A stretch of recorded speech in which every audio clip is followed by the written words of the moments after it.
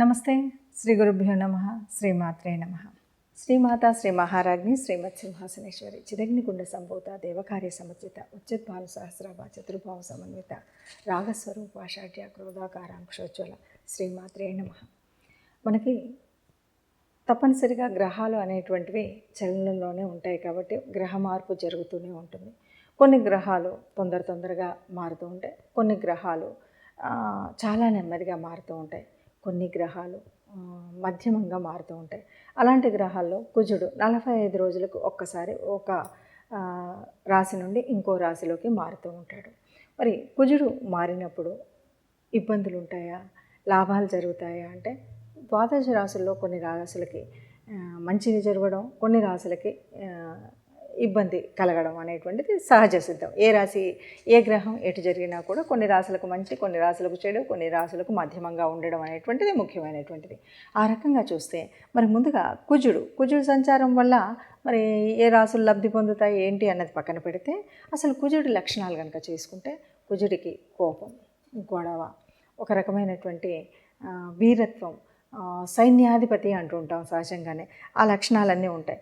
కుజుడు బాగుంటే ఇవన్నీ బాగుంటాయి, మంచి ఉద్యోగాలు సైన్యంలో ఇట్లా ఉంటాయి. అలా కాకుండా ఉంటే కొన్ని యాక్సిడెంట్స్ ఇలాంటివన్నీ జరిగేటువంటి పరిస్థితి ఉంటుంది.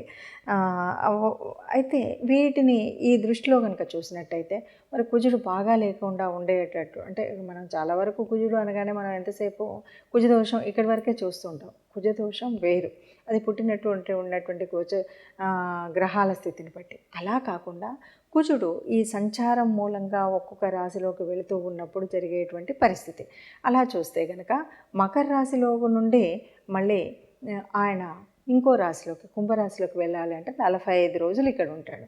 ఈ 45 రోజుల కాలంలో మిగతా గ్రహాల వారికి, మిగతా రాశుల వారికి ఎలా ఉంటుంది అన్నది మనం చెప్పుకునేటువంటి ప్రయత్నం చేద్దాం.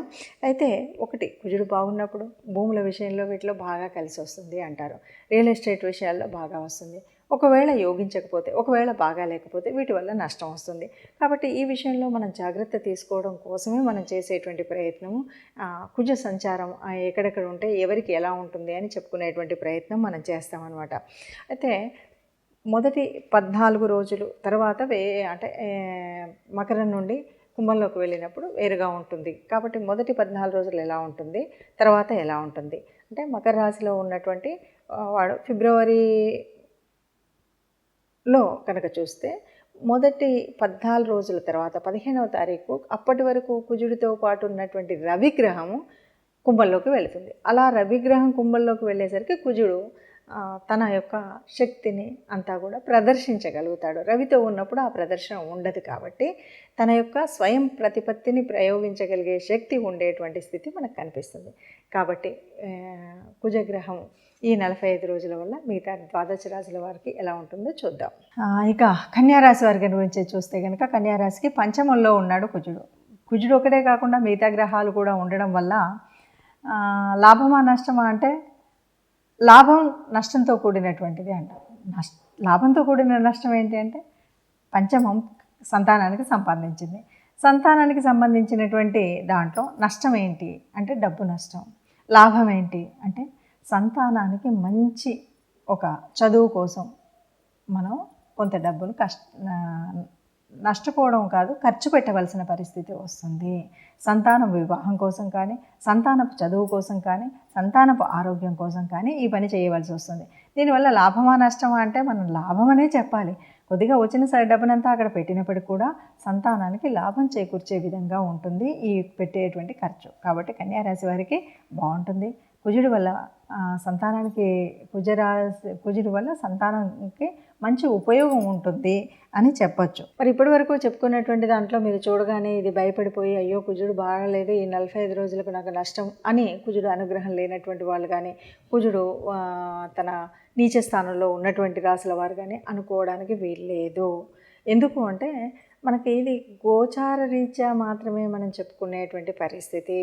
మీకు మీ జన్మజాతకంలో ఎలా ఉందో ఆ గ్రహాల యొక్క స్థితిని బట్టి, ఆ గ్రహాల నడుస్తున్న దశను బట్టి, నడుస్తున్నటువంటి అంతర్దశను బట్టి, అంతేకాదు గ్రహాల యొక్క యుతి, దృష్టి, వీటన్నింటి యొక్క ప్రభావం ఉంటుంది. ఇవన్నింటిని దృష్టిలో పెట్టుకుంటే తప్ప మనకి ముందుకు వెళ్ళలేము. కాబట్టి ఏదో ఇలా చెప్పారు కాబట్టి ఇంకా నాకేమీ అంత అంటే ఏదో కుజుడు నాకు నిజస్థానంలో ఉన్నాడు, కుజుడు శత్రువులతో కలిసి ఉన్నాడు, ఇలాంటి భావన మాత్రం అస్సలు పొందకండి. ఇదంతా కూడా కేవలం 30-40% గోచార రీత్యా ఉండేటువంటి ఫలితం ఉంటుంది. ఈ 30-40% ఉన్నప్పుడు మరి ఎందుకు చెప్పుకోవాలి అని అనకండి.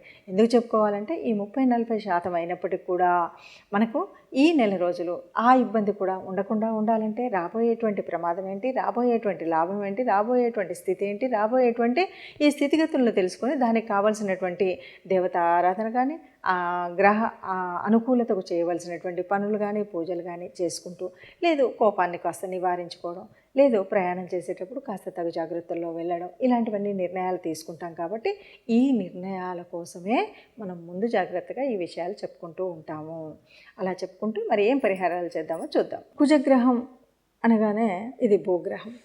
ముఖ్యంగా కుజగ్రహ దోషాలు ఉన్నప్పుడు మనం మంగళవారాలు పూజ చేయడము, అలాగే కుజుడికి అధిపతి అయినటువంటి వాడు మరి సుబ్రహ్మణ్య స్వామిని ఆరాధించడం, ఇవి చేస్తాం. గ్రహాలు అంటే కుజుడు మనకు యోగించకపోని ఈ 45 రోజుల కాలం కనుక మనం సుబ్రహ్మణ్య స్వామి ఆరాధన చేసిన, ఏదైనా సరే ఎవరికైనా దానం ధర్మం చేసేటప్పుడు కందిపప్పు ఇలాంటివి దానం చేసిన, ఎర్రటి వస్త్రాలు దానం చేసినా మనకు అనుకున్నటువంటి ఫలితం ఉంటుంది.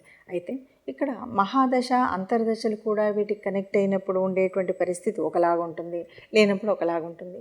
అలాగే ఇప్పుడు మనం చెప్తున్నటువంటి దానికి త్రికోణాధిపత్యం ఏదైనా వచ్చినట్టయితే వేరేలాగా ఉంటుంది. అంటే 159 లాట్స్లో కనుక కుజుడు ఉన్నప్పుడు మంచి చేస్తాడు. ఆ మంచి చేసేటువంటి పరిస్థితి వేరేలాగా ఉంటుంది. ఈ మంచి చేసినప్పుడు కుజుడు అనగానే భూమికి సంబంధించినటువంటి వాడు మంచి అంటే ఏదైనా డిసిప్లిన్కి సంబంధించినటువంటి కొన్ని ఉద్యోగాలు ఉంటాయి, అంటే రక్షణ విభాగానికి సంబంధించినటువంటి ఇటువంటి వాటిలో ఉన్నటువంటి వాటిలో ఎప్పటికే ఉన్నట్టయితే మంచి ఉపయోగాలు ఉంటాయి, మంచి వృద్ధి ఉంటుంది. అలా కాకుండా ఇప్పుడే తెచ్చుకోవాలి అన్నటువంటి వాళ్ళకి ప్రయత్నాన్ని చేస్తే కనుక మంచి ఫలితం ఉంటుంది. అలాగే భూముల వల్ల రియల్ ఎస్టేట్ వల్ల మంచిగా కలిసి వచ్చేటువంటి పరిస్థితి ఉంటుంది. అలా కాకుండా ఉన్నట్టయితే కొద్దిగా గొడవలు కోళ్ళు చిన్న పని చేసినా కూడా ఏదో ఒక దెబ్బ తగిలించుకోవడం ఇలాంటివి కూడా ఉంటాయి. కాబట్టి ఇక్కడ మనం చేయవలసినటువంటిది ఏమిటి అంటే ఇప్పటి వరకు విన్నటువంటి దాని మూలంగా మనకు అనుకూలించేటువంటి గ్రహం అయినా కాకుండా తప్పనిసరిగా గ్రహ అనుగ్రహం పొందాలి. కాబట్టి కుజ ఆరాధన ప్రతి మంగళవారం తప్పనిసరిగా సుబ్రహ్మణ్య స్వామిని ఆరాధించడం, అలాగే మనకు తోచినంత వీలైనంత ఏదైనా పేదవాళ్ళకి దానం చేయడం అనేటువంటిది, ముఖ్యంగా కందిపంపుకు సంబంధించినటువంటిది. అది కాదు ఇదేది కాలేదు అంటే కనీసం మనం గోశాలకు వెళ్ళి గోశాలలో గోమాతకి గోగ్రాసం ఇవ్వడం లాంటివి చేసినట్టయితే మనకు ఈ గ్రహం వల్ల వచ్చేటువంటి అననుకూలత ఏదైనా ఉంటే పోతుంది. శుభంగా అనుకూలత వల్ల వచ్చేటువంటి శుభ ఫలితాలు మాత్రమే వస్తాయి. ఇది దృష్టిలో పెట్టుకొని అందరం కూడా ఈ కుజ అనుగ్రహం పొందడం కోసం ప్రయత్నం చేద్దాం. నమస్తే.